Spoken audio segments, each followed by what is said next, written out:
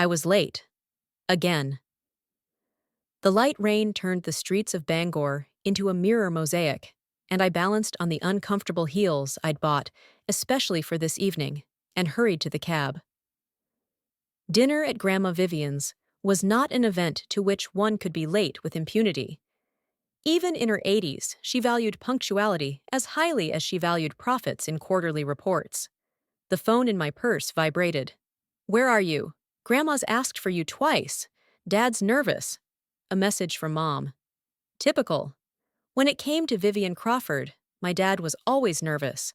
15 minutes later, the cab pulled into the neat driveway. Grandma's house looked as immaculate as ever. The Victorian architecture, the perfectly trimmed bushes, the soft light streaming in from the tall windows. The door was opened by Marcus, Grandma's butler and driver in one person, a gaunt man with silver temples and an impenetrable face. "Miss Duffield," he greeted with a slight nod. The others had already gathered in the dining room. "Thank you, Marcus." I hurriedly threw off my coat, which he picked up immediately. "How late am I?" 23 minutes, miss," he answered, without a shadow of judgment. But Mrs. Crawford had just asked for the first course. Mentally thanking my grandmother for this small mercy, I hurried across the spacious hall. The dining room was at the back of the house, overlooking the manicured garden and small lake. Even in November, when nature bared its bones, Grandma's landscapers managed to keep the view attractive. "There's our Shelley!" Grandma exclaimed as I walked in. Vivian Crawford sat at the head of the massive oak table on a chair that looked more like a throne. In her dark maroon suit with a string of pearls around her neck, she looked like a queen receiving her subjects. Despite her age, her posture remained impeccable, and her shrewd eyes, the color of winter skies, looked sharp. Her gray hair was arranged in an elegant style, and her fingers glittered with gemstone rings the size of my pinky fingernail. "Sorry I'm late, Grandma." I hurried over to kiss her on the cheek. She smelled of expensive perfume and power. "It's okay, dear," she patted my hand. "Though your father was beginning to worry that you'd forgotten about our little family gathering." I glanced toward the opposite end of the table where my parents were sitting. My father, Hank Duffield, a stout man with thinning hair and a permanently disgruntled expression, squirmed uncomfortably in his chair. My mother, Marilyn, sat next to me, smiling tensely. At 59, she still carefully dyed her hair golden blonde and dressed as if she could meet someone important at any moment. "Shelley's always late," my father snorted. "I told her to get a new watch." "I got stuck at work, and then there was terrible traffic," I lied, taking the empty seat next to my cousin Peter and his wife, Jill. Peter, Grandma's sister's son, was the only other contender for Vivian's attention. Tall, athletic, with a perfect smile, he worked in real estate and was always bragging about his successes. Jill was a match for him, groomed with expensive manicures and a fake smile. "How's your, call center?" Peter asked, with barely concealed disdain. "It's an insurance company," I corrected him. "And it's business as usual." "Shelley could have found something more rewarding," Mom interjected, with a strained smile. "We send her job openings all the time. It's ridiculous that someone with your education is taking calls from irate customers," Dad added. I clenched my teeth. My education was a constant topic for jokes in the family. 3 years of college, interrupted due to financial difficulties, as the dean delicately put it. "Let's not turn this rare opportunity to get together into an interrogation of Shelley," Grandma intervened, and the waiter immediately began pouring soup onto plates. "Peter, why don't you tell me about your new project?" I smiled gratefully at Grandma as Peter went on and on about the multi-million-dollar real estate deal he was about to close.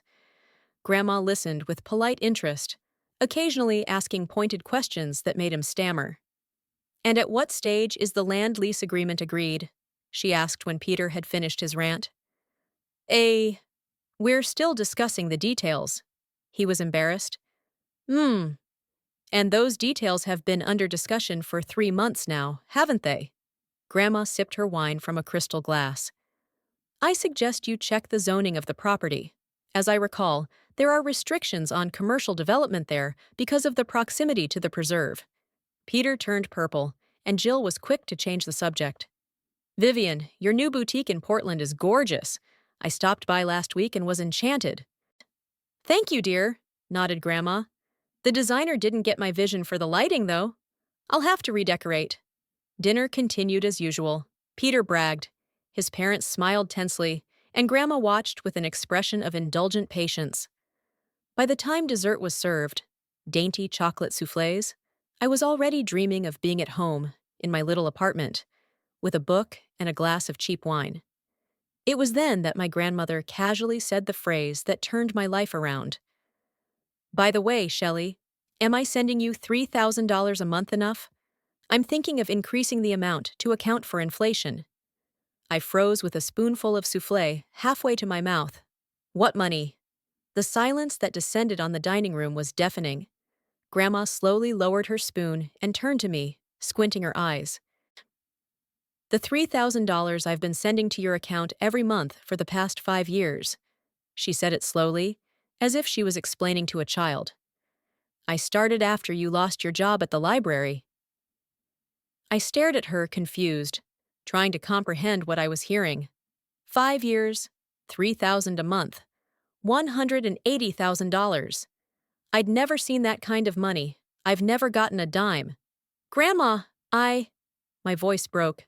I've never gotten any money from you. Vivian straightened up, suddenly looking like a storm cloud.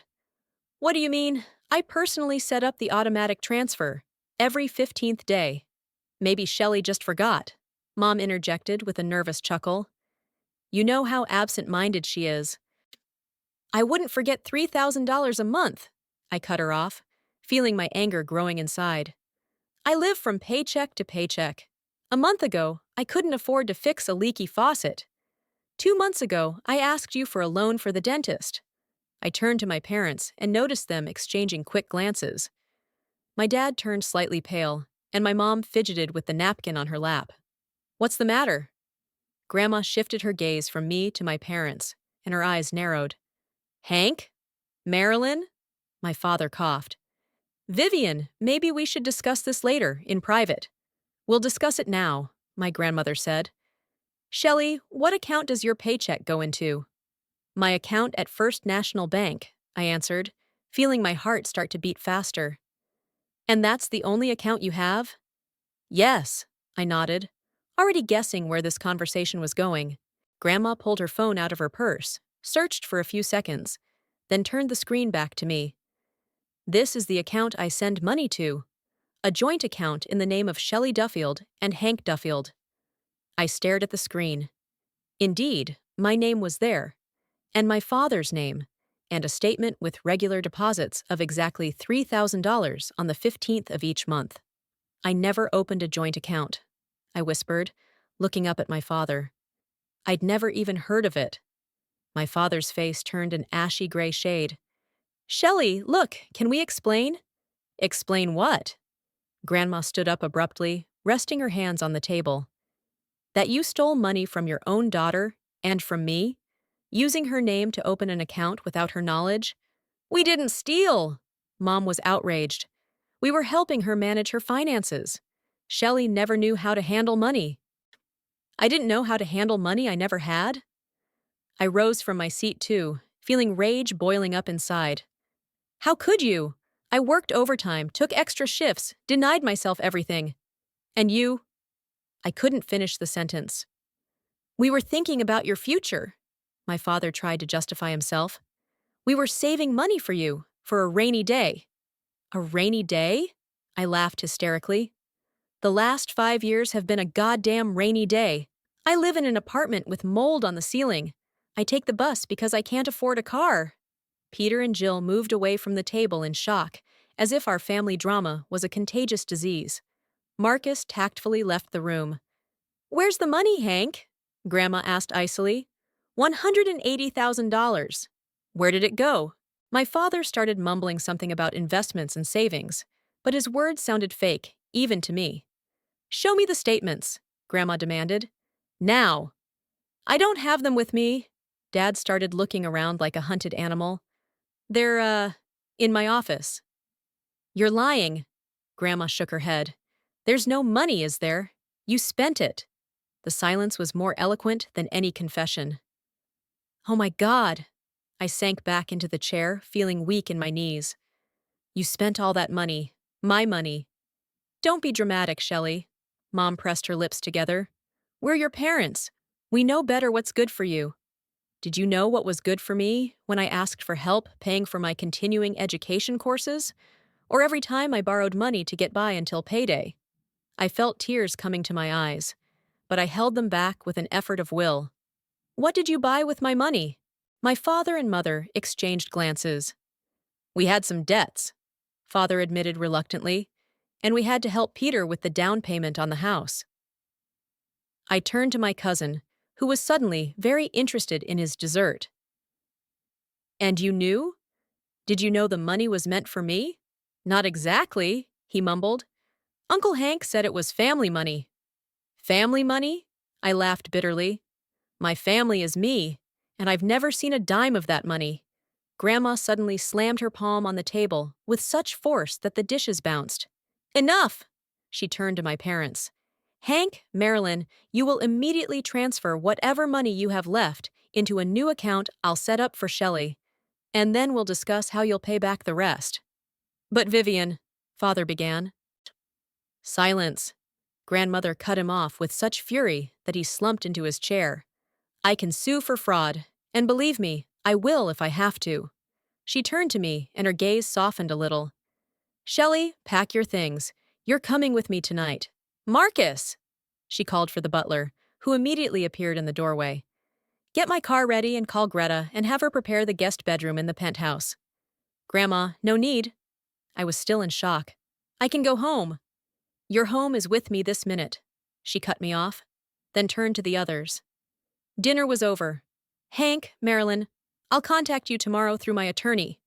Peter, return the money you took from Shelley, or forget about my support in your dealings. The cousin turned pale. Aunt Vivian, I didn't know. Grandma gave everyone an icy stare, then took me by the arm and practically dragged me out of the dining room. In the hall, I reached for my coat, but Marcus already had it ready. Your parents were always greedy, Grandma muttered as we waited for her Bentley to arrive. But I never thought they'd stoop to stealing from their own daughter. I stood, still stunned by what had happened. My thoughts were jumbled. 5 years. Money that could have helped me in the last years of my life. Money that my parents had taken without even bothering to tell me about it. I don't understand, I whispered. How could they? Grandma squeezed my hand. People are capable of amazing meanness, especially when money is involved. But now is not the time for philosophy. Let's go to my place, get some sleep, and tomorrow we'll start dealing with all this. The black Bentley rolled silently up to the porch. Marcus opened the back door, and Grandma walked determinedly toward the car. I took one last look at the mansion, where I could see the silhouettes of my parents, arguing furiously in the lighted dining room window.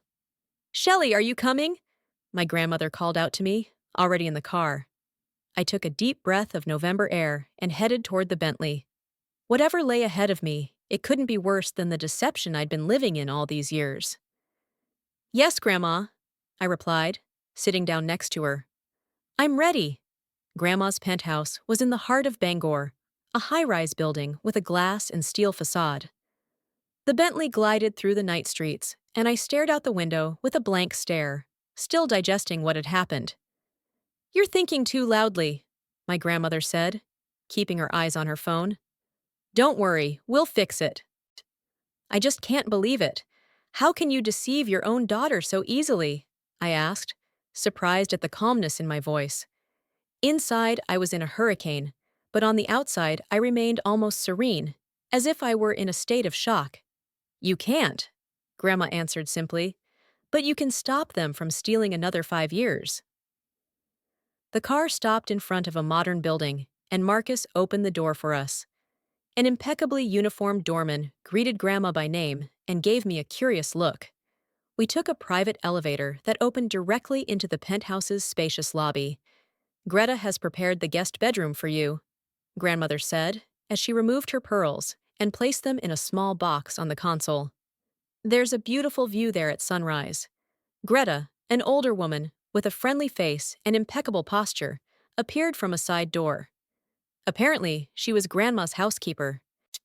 "Welcome, Miss Shelley," she greeted in a slight accent I couldn't identify. "The room is ready, and I put down clean pajamas and toiletries. If you need anything, just say the word." "Thank you," I mumbled, suddenly realizing how tired I was.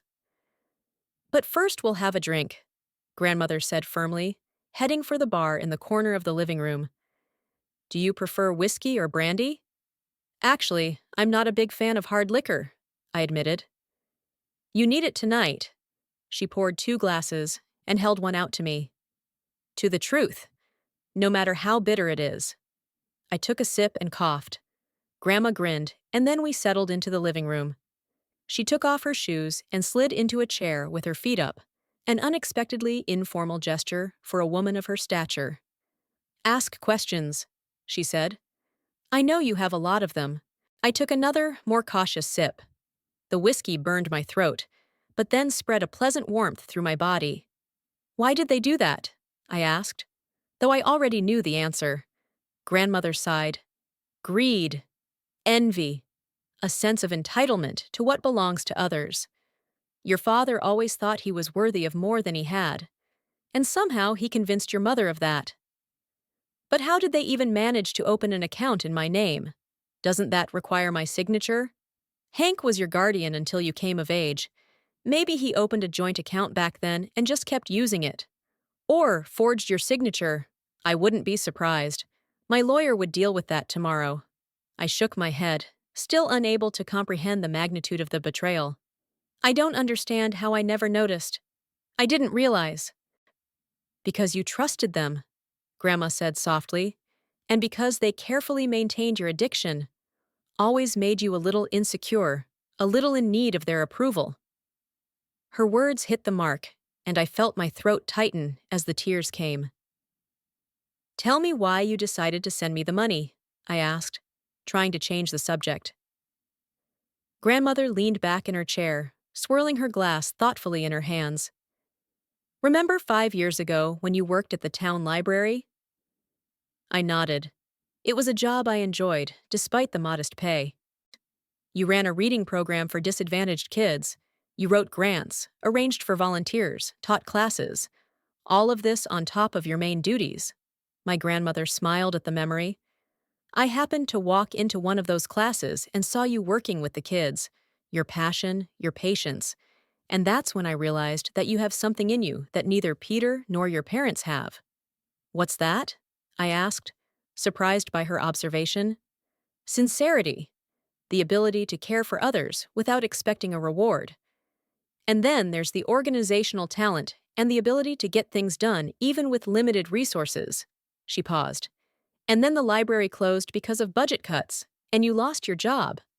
I saw how that broke you. I remembered that period. Depression, endless job searches, parents constantly reminding me of my failure. I offered you a job at one of my boutiques, remember?" Grandma went on. "But your father intervened, saying he'd found you a job at an insurance company. With growth prospects, as he put it. And every time you tried to leave, something unforeseen happened. The car broke down, or you had to put down a deposit on the apartment. And your parents generously helped, tying you down even tighter." I stared at my grandmother, stunned, beginning to see the picture in a new light. "Do you think they did it on purpose?" "I can't say that with certainty," Grandma said carefully. "But they definitely took every opportunity to keep you dependent. That's why I decided to send the money directly to you. I wanted you to have a financial cushion, a way to get away from them, to start something of your own. And they intercepted the money," I finished for her. "Yes. I had to check, make sure you were getting the transfers.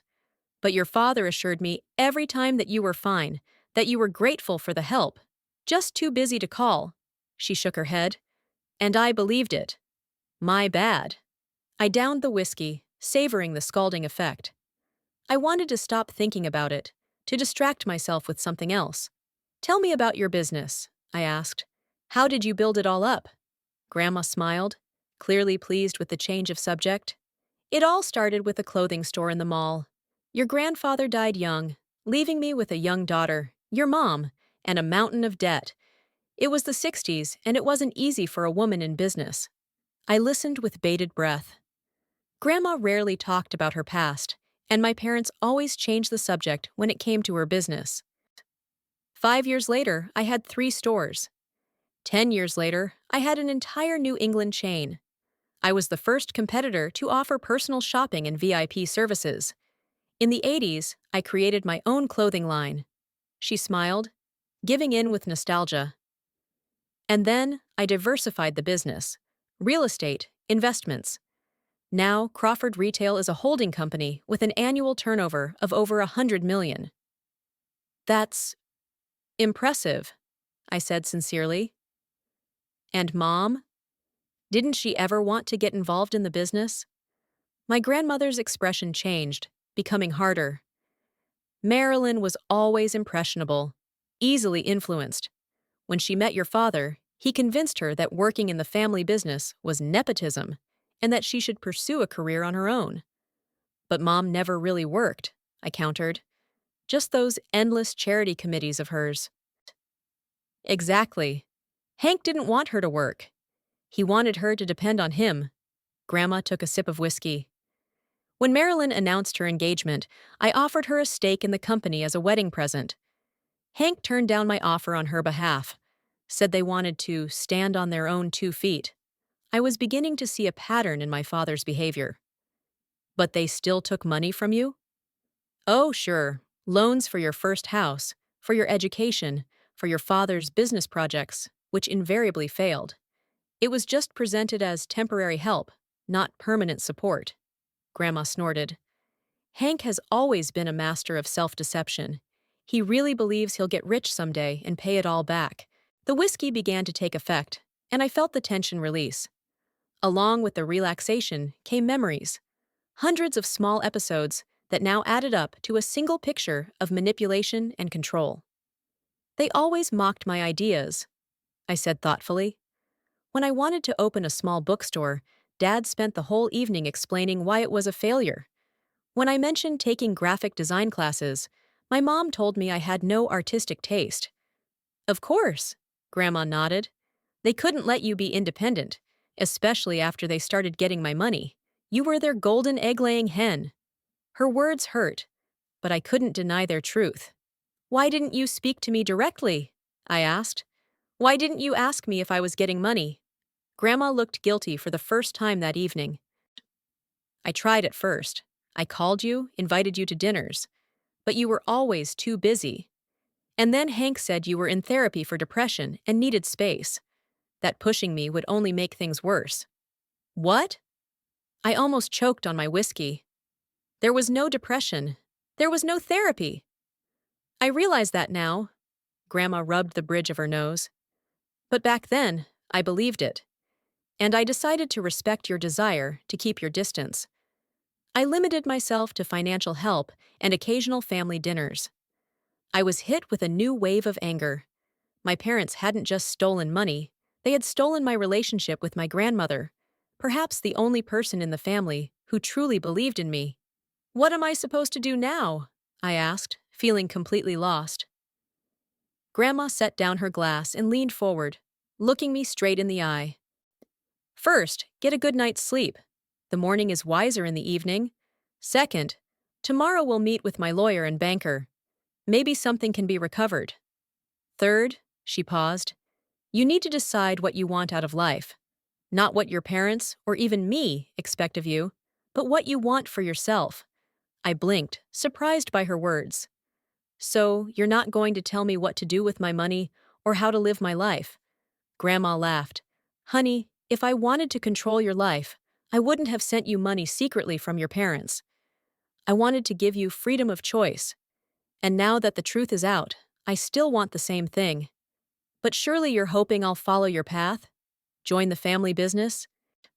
I hope you find your calling and be damn good at it, Grandma said firmly. If it's retail, fine. If it's literature or science or who knows what else, that's fine too. I want you to be happy and independent. and that no one ever steals your life again. Her words touched me to the core. For the first time in a long time, I felt that someone actually saw me and not a projection of their expectations. You're welcome, dear. Grandma finished her whiskey and stood up. Now it's time for bed. Tomorrow is going to be a long day. Greta appeared as if by magic and ushered me into the guest bedroom, a spacious room with a huge bed and its own bathroom. The softest cotton pajamas and toiletries were waiting for me, just as the housekeeper had promised. Standing under the hot shower, I let the tears finally flow. I mourned not only the stolen money, but also the years I had spent in the grip of parental manipulation. Every time I doubted myself, every time I'd given up my desires in favor of their expectations, all of it was now in a new light. Putting on my pajamas, I crawled under the covers and fell into sleep almost instantly, emotionally drained but strangely encouraged. Tomorrow would be a new day, and for the first time in a long time, I would meet it on my own terms. The weekend passed, filled with conversations with lawyers, bankers, and financial advisors. Grandma acted quickly and decisively. By Sunday night, I had a new bank account my parents didn't have access to and a down payment of $10,000. An advance on the stolen goods, as Grandma put it. The phone was ringing off the hook with their calls and messages. It's not what it looks like. We'll explain everything. This is a terrible misunderstanding. I didn't answer any of them. Wasn't ready. Probably never would be. But life went on, and Monday morning, I went back to my apartment. My grandmother had offered to stay with her, but I needed space to think, and went to work. The office of Midland Insurance was in an impersonal gray building on the edge of the business district. The open space divided by low partitions into tiny cubicles.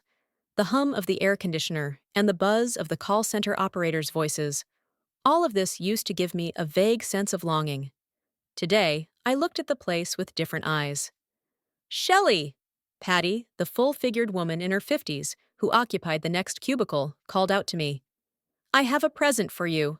She handed me a stack of papers. Dave asked me to sort through these claims. It's no big deal, but I have a realtor appointment for 4 today, so I don't have time. Before, I would have just nodded and taken the papers. Maybe canceled my plans for tonight to make time for someone else's work, but not tonight. I'm sorry, Patty, I can't. I didn't even reach out for the papers. I've got my own call queue and a report for Sarah. If Dave wants me to do extra work, he can tell me himself. Patty stared at me as if I'd suddenly spoken Chinese. But you're always helping, and this will literally take a couple hours. Which I'm not getting paid for, I shrugged. It's nothing personal. It's just that I have things to do after work, too. I walked past her to my cubicle, feeling strangely light. It was as if something inside me had clicked, releasing locked feelings. I no longer wanted to be the comfortable Shelley who never argues and always says yes. The day continued in the same vein. When Dave, the department manager, approached me with the same stack of papers, I politely inquired if this would be paid separately. It's part of your duties, he frowned. Not according to my contract, I countered. There are clear lines of responsibility. Claims processing is not one of them. Since when did you become so principled? Dave was clearly annoyed. Since I realized my time was valuable, I smiled, trying to soften the rejection. I can take this as overtime. At the overtime rate, of course. Dave mumbled something and walked away, carrying the papers. I noticed that several coworkers were watching our conversation with undisguised interest. Every time I asserted my boundaries, I felt a rush of adrenaline. It was frightening and delightful at the same time. Megan, one of the few coworkers with whom I had a friendly relationship, sat down with me in the cafeteria. What's gotten into you? She asked admiringly. Dave's furious, and Patty's telling everyone you must have lady problems. I laughed. I just thought it was time to start respecting myself and my job. I'm serious. Megan lowered her voice. You've never turned down an extra assignment before, even when it was outright exploitation. I wondered how many other aspects of my life were controlled by other people's expectations and my fear of disappointing. As I drove home in the evening, I felt a strange mixture of fatigue and elation. The small acts of resistance were emotionally demanding, but also gave me an amazing sense of freedom. For the first time in a long time, I felt in charge of my life. My apartment was in an old brick building that had once been a warehouse.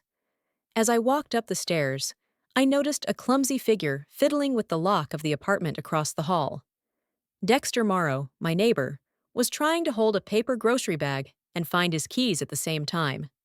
"Hi," I said, coming closer. "Need any help?" Dexter turned around, and a semblance of a smile flickered across his usually sullen face. "That would be nice."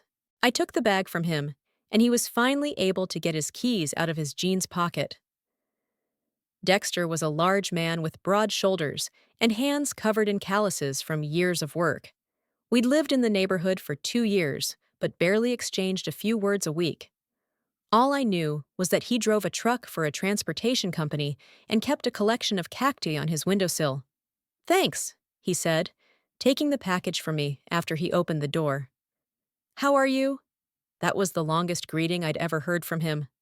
"Fine," I answered automatically, but then corrected myself. "It's been a weird week, actually, but I think it's for the best." Dexter nodded. "You had a visitor, a persistent one." "What?" I didn't immediately realize what he meant. "A man. Your father, I think?" Dexter frowned. "Knocked on your door, then tried to ask me where you were. I told him I didn't know." My heart sank. Surely my parents would show up here sooner or later. "When was this?" "Last night," Dexter answered. "And this morning, when you'd already left for work. The second time he was, not very polite." "I'm sorry about that," I sighed. "We have a complicated relationship right now." Dexter shrugged. "Don't apologize for other people, especially for those who are being a jerk." With those words, he nodded goodbye and closed the door. I stood in the hallway, surprised by this unexpected display of neighborly solidarity. It seemed I had an ally, and at just the right time.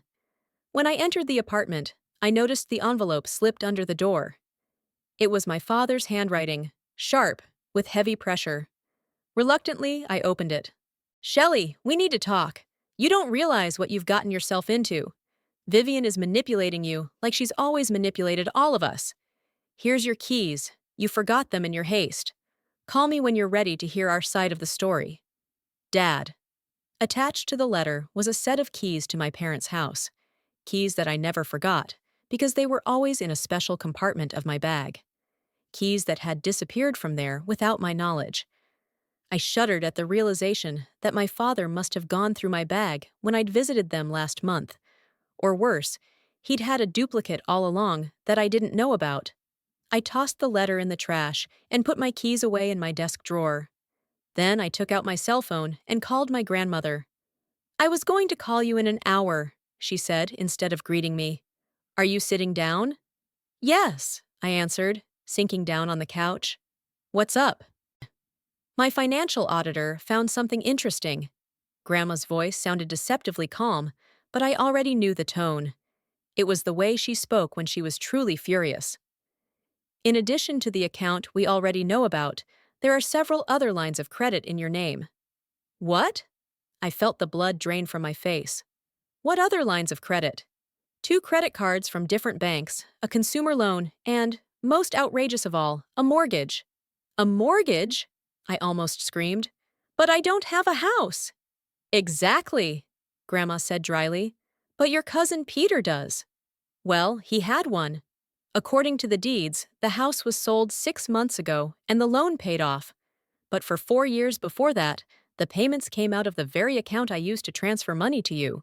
The room swam before my eyes. I took a deep breath, trying to calm myself. I felt like I was falling into a bottomless pit, and the further I went, the deeper it got. "So, not only did Dad intercept your money, but he took out loans in my name. I mean, that's fraud." "That's right," Grandma confirmed it. "And not a small one. The total amount of liabilities on all the loans was about $400,000. Most of it's paid off, but there's still about $70,000 owed." "Jesus," I whispered. "How did they do it? I never signed any documents." That remains to be seen, Grandma said quietly. Shelley, I have some bad news. Your credit rating. It's pretty low because of a few late payments. That could cause problems if you want to take out a real loan or mortgage in the future. I closed my eyes, feeling the anger boiling up inside. My parents weren't just stealing the money my grandmother was giving me. They were ruining my future, my credit history, my opportunities for an independent future. I always thought the worst betrayal was when someone you loved left you. Now I was realizing that there were far worse things. There was a sudden knock on the door, loud and insistent. I jumped with surprise. Grandma, someone's knocking, I whispered. It could be him. Don't open the door, she said with steel in her voice. I'll call the police and send Marcus to you. He'll be here in 15 minutes. The knocking came again, louder. Shelley, I know you're in there. Dad's voice. We need to talk. It was your mother who sicked Vivian on me. I was just trying to protect the family. I felt myself starting to shake. A family man, someone I had trusted unconditionally all my life, had turned into a screaming stranger at the door, trying to shift the blame for my crimes. The knocking stopped, but I heard another sound from the apartment across the hall. Then, heavy footsteps in the hallway, and Dexter's low, calm voice. You'd better leave. Stay out of this, kid, my father snapped at me. This is a family matter. Shelley doesn't want to see you, Dexter said just as calmly. And you're scaring the other tenants. There was a pause. You don't know what you're getting yourself into. His father's voice sounded menacing. That girl is my daughter, and she's too naive to… I called the police, Dexter interrupted him. They're on their way. You can leave now, or you can explain to them why you're following a woman who's made it clear she doesn't want to see you. I pressed my hand to my mouth, not believing my ears. Dexter, the silent neighbor, who'd barely said a couple dozen words to me in 2 years, was now standing between me and my father, defending me. You're going to regret this, my father hissed, but I heard footsteps moving away. Are you okay? Grandma asked, still on the line. Yes, I whispered. My neighbor. He escorted Dad out. Brave young man. I could hear the approval in Grandma's voice. The police would still come. And so will Marcus. And tomorrow we'll talk to the lawyer about a restraining order. I sat with my hands on my knees, trying to make sense of everything that had happened. Each new day brought new revelations, each worse than the last. My parents weren't just stealing my grandmother's money. They were using my name to get loans, risking my future, my reputation. A quiet knock on the door made me flinch. Shelley? Dexter's voice. He's gone. Are you okay? I went to the door, but didn't open it. Yeah, thank you. Yeah, I don't know what I would have done without your help. It's nothing. I could almost hear him shrug. Neighbors are supposed to help each other. His footsteps drifted away, and I heard his apartment door close. I turned back to the phone, where Grandma was still waiting on the line. I need to change the locks, I told her, and see if they still had any keys to my life. We'll do it all, Grandma replied confidently. And believe me, when we're done, they'll have to pay for everything they've done. 2 weeks passed in a feverish haze. Grandma hired not only a lawyer, but a private investigator to get to the bottom of my parents' machinations. At her insistence, I filed an identity theft report with the police, though I didn't identify specific suspects. At work, I continued to assert my boundaries. To my surprise, after a few days of tension, things began to change. Dave stopped tossing me extra tasks, and Patty started politely asking if I had time to help. These small victories gave me the confidence I so desperately needed. Wednesday morning, 9 days after the family dinner, Grandma called with the news. The detective finished his report, she said without preamble. And it's worse than we thought. I sat in a coffee shop near work, enjoying my morning coffee. After what she said, the drink seemed tasteless. What did he find? Your father's been doing double bookkeeping for almost a decade. Officially, he's a property manager for a real estate company with a decent but unimpressive salary. Your house, cars, vacations, none of it matches his income. Where's the money coming from? I asked, even though I already knew. Partly from me, money that was meant for you. But not just that. Hank had taken out loans in your name, your mother's name, even used his dead brother's ID for years. I felt my stomach clench. Uncle Harry had died of cancer 5 years ago. What's more, Grandma continued, the detective discovered that Hank was a regular at a casino in Connecticut. He appears to have a serious gambling addiction. In the last 3 years, he'd lost almost $150,000. I sat there stunned. My father, always so upright, criticizing others for the slightest transgression, turned out to be a pathological liar and a gambler. Does Marilyn know? I asked, thinking about my mom. It's hard to say. She signed some of the documents, but your father could have deceived her like he deceived all of us. The thought that Mom could have been a victim like me was both comforting and disturbing. I've scheduled a meeting with your parents and my lawyer for tomorrow at 2 o'clock in my office, Grandma said firmly. You must attend as well. That evening, I called my mom. For the first time since that family dinner. She answered after the first ringtone. Shelley? She sounded unsure. Hi, Mom. Grandma said she made an appointment for tomorrow. Yeah, we'll be there. Shelley, honey, can we just talk? Not on the phone, in person? This whole thing has been a terrible misunderstanding. And your father? Mom, I interrupted. I saw the bank statements. You took money that Grandma sent me. You opened loans in my name. Do you realize what you did with that? It's not that simple. Your father just wanted what was best for you. We were saving that money. We did? Is the casino in Connecticut part of my best? There was a long pause. What do you mean? She finally asked, and I could hear the genuine bewilderment in her voice. Ask Dad. I'll see you tomorrow, Mom. I hung up the phone, feeling a strange mixture of guilt and determination. Maybe Mom really didn't know about all of Dad's shenanigans, but even if she did, she was complicit in stealing the money that was meant for me. The next day, I took the day off work and was at the Crawford retail office by 2 o'clock in the afternoon. The receptionist ushered me into a conference room where my grandmother and Mr. Bryant, her attorney, were already waiting. 10 minutes later, my parents walked in. I barely recognized them. Dad, always so confident, looked depressed but angry. Mom seemed frightened, her flawless makeup unable to hide the signs of sleepless nights. Mr. Bryant has prepared the paperwork. Grandma nodded to the lawyer. It's an indemnification agreement. Hank, you owe Shelley about $270,000, including interest. That's the money I wired to her that you misappropriated, as well as the proceeds from the loans made in her name. In addition, you'll need to correct Ms. Duffield's credit history, Bryant added. To do that, you'll have to sign an admission that you used her personal information without her knowledge or consent. That's a little excessive, the father tried to object. Yes, I took the money Vivian sent Shelley, but I did it for her. We invested those funds. In casinos? Grandma asked coldly. Or in non-existent business ventures? Dad's face turned pale. Hank, is it true? Mom looked at Dad with horror.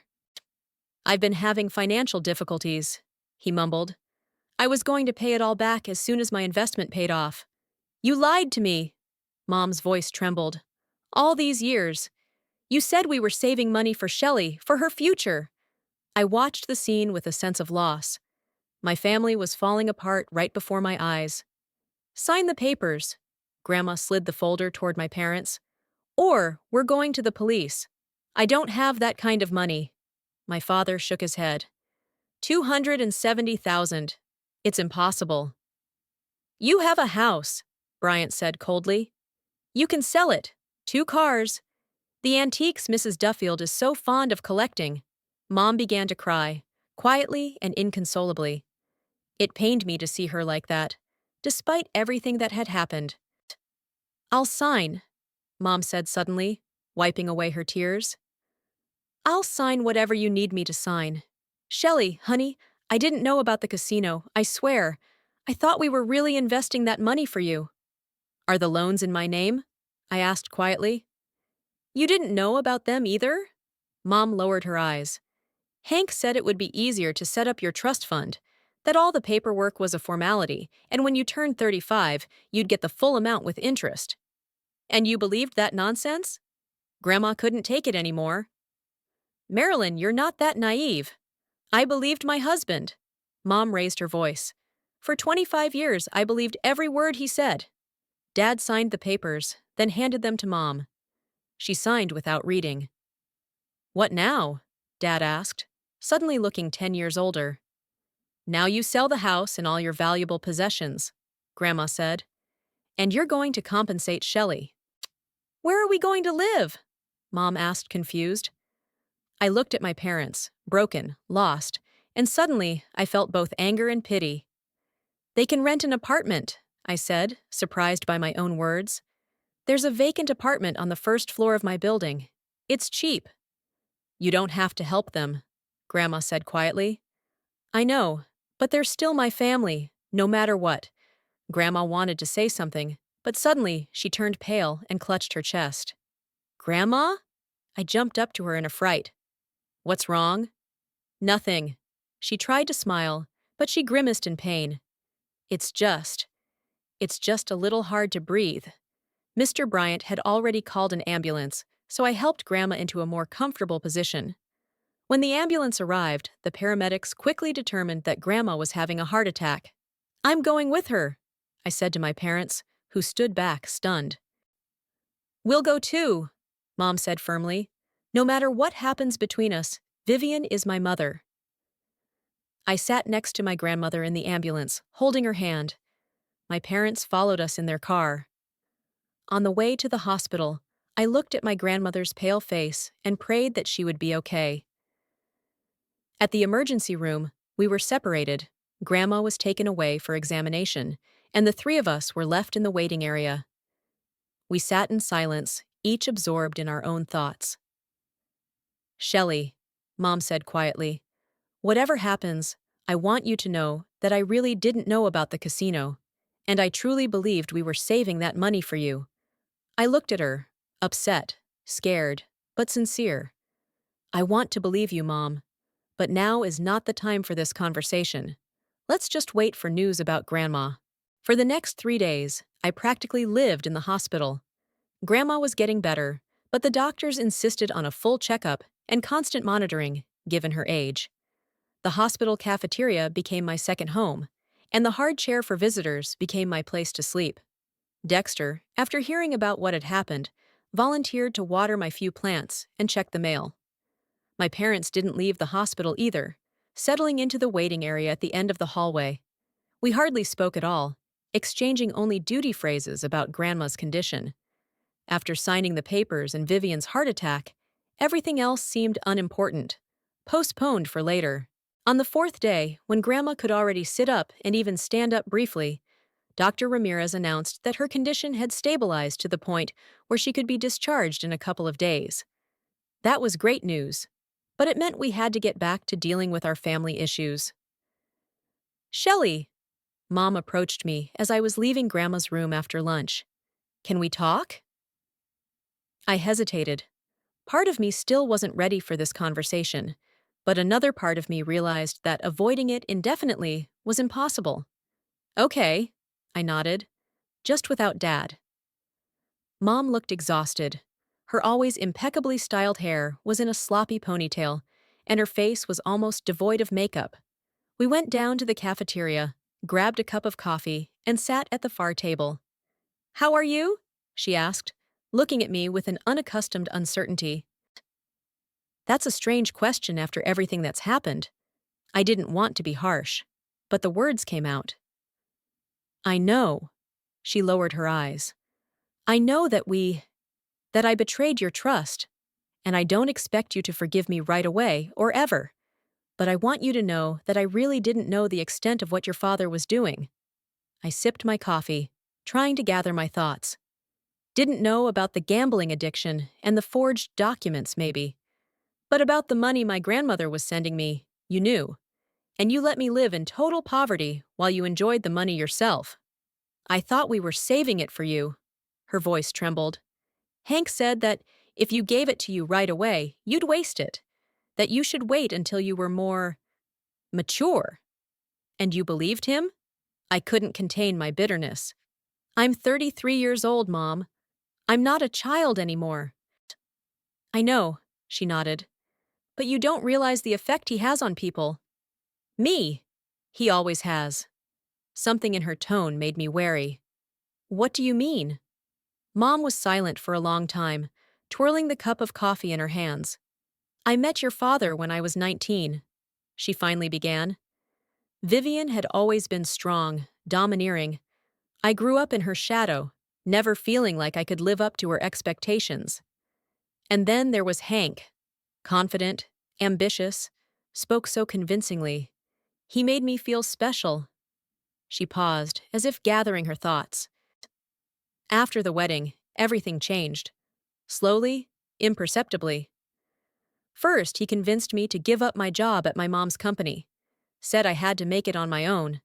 Then he insisted I quit my design course because it was taking too much time away from the family. One by one, he cut away everything that gave me independence. I listened with bated breath. Never before had my mom told me about this side of their relationship. By the time you were born, I was completely dependent on him. Emotionally, financially.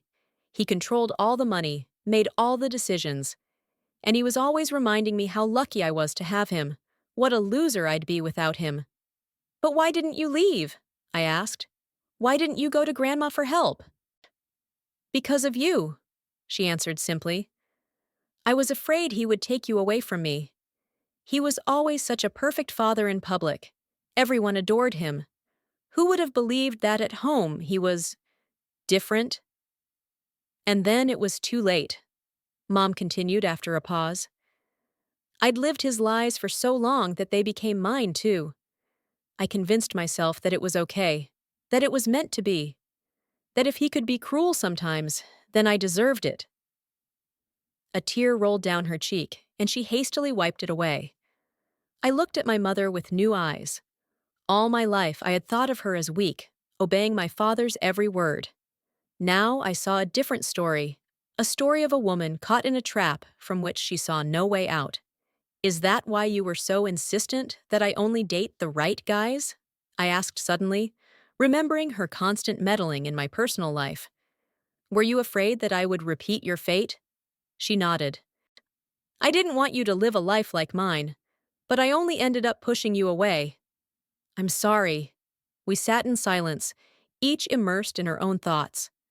I tried to digest what I had heard, to understand what it meant for me, for us. What now? I finally asked. You and Dad. I don't know. She shook her head. 30 years of marriage can't be undone overnight. But you can't go on like this. Right now, I just want to fix what can be fixed. Starting with you. How? We'll sell the house, like Grandma wants us to. We'll give you every dime of your money back. And if you decide, if you want to sue us, I understand. I looked into my mother's eyes, tired, remorseful. And I knew I didn't want revenge. I didn't want to see her in jail. No matter what she did, she was still my mother. I won't sue, I finally said. But I have conditions. At that moment, my father walked into the cafeteria. When he saw us, he headed toward our table. There you are, he said with an awkward smile. I've been looking all over for you. We're talking, Hank, Mom said coldly. Alone. About what? He frowned, clearly unhappy at being excluded. About how you've manipulated us both for years, I said lightly, but at the same time with pressure. Shelley, he sank into the chair next to us. You still don't understand. I was doing this for our family. All these investments. Stop feeding us lies, I interrupted my father for the first time in my life. You know we're aware of all your transactions. It's not an investment, it's a crime. My father's face changed, becoming harder. Vivian has turned everyone against me again. She always thought I wasn't good enough for her precious daughter. Don't drag Grandma into this.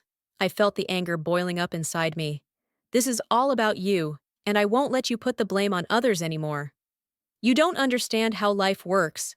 He switched to the condescending tone he always used when he wanted to control me. You've always been naive, gullible. That's why I had to protect you, make decisions for you. No, Dad. I looked him straight in the eye. You didn't make decisions for me. You made them for me. And not for my benefit, but for your own. I won't let you do that anymore. I saw the surprise in his eyes turn to anger. For the first time in my life, I didn't give in to his manipulation, and he didn't know how to react. I'm not going to sue you, I repeated, addressing both my parents now. But I have conditions. 1. You return all the money, as Grandma demanded. 2. You both start going to therapy. Dad for gambling addiction treatment, Mom for codependency work. I'm not a gambling addict, the father said indignantly. And I don't need any therapy. Then I'll file a police report, I said calmly.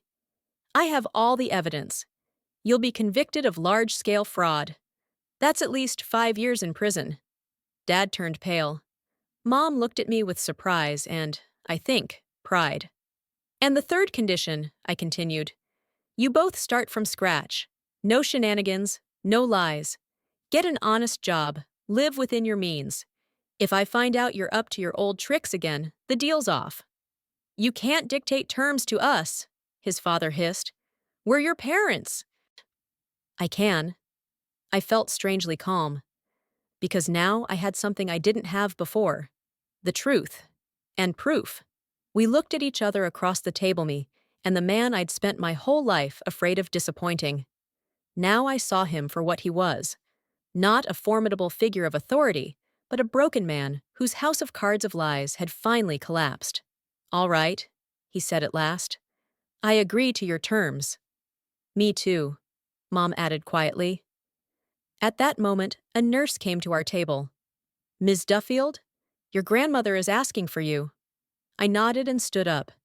Think about what I said, and decide if you're ready to really change, or if it's just another lie. I left my parents in the cafeteria and went up to my grandmother's room. She was sitting in a chair by the window, looking over some papers. Settling down next to her, I told her about our conversation, my mom's confession, and my conditions. Grandma listened attentively, without interrupting.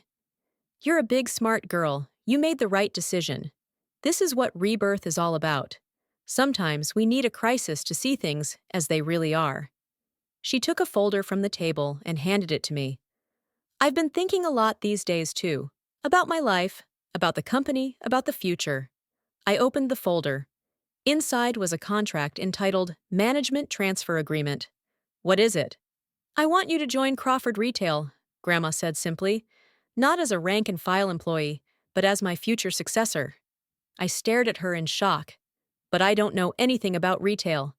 I'm a call center operator, Grandma. You can do a lot more than just answer the phone, I'm sure. She shook her head. You've got what it takes. Determination, honesty, the ability to learn. I'll teach you the rest.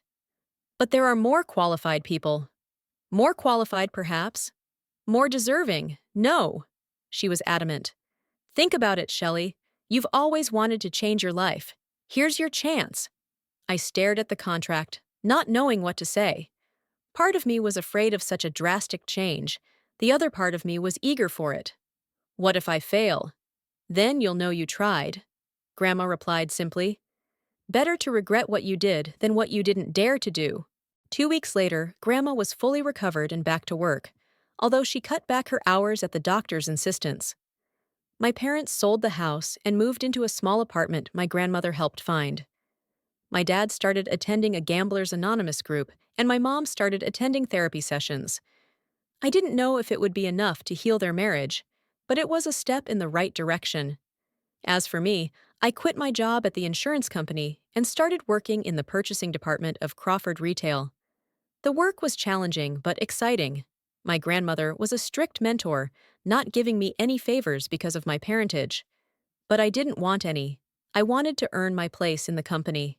Dexter helped me move into a new apartment, a bigger and brighter one, closer to my grandmother's office. We started seeing each other more often, and our neighborly acquaintance gradually grew into something more. He proved to be a surprisingly interesting conversationalist when he finally began to open up. Every morning when I woke up in my new apartment, I felt a strange sensation, a mixture of freedom and responsibility. For the first time in my life, I was in complete control of my destiny. It was both scary and delightful at the same time. I often thought about my grandmother's words about rebirth. Sometimes we do need a crisis to see the truth, to find the strength to change. My crisis was painful. It destroyed everything I believed in. But out of those ruins, I was building a new life. My own. Not the one someone else had designed for me. And for the first time in a long time, I felt truly alive.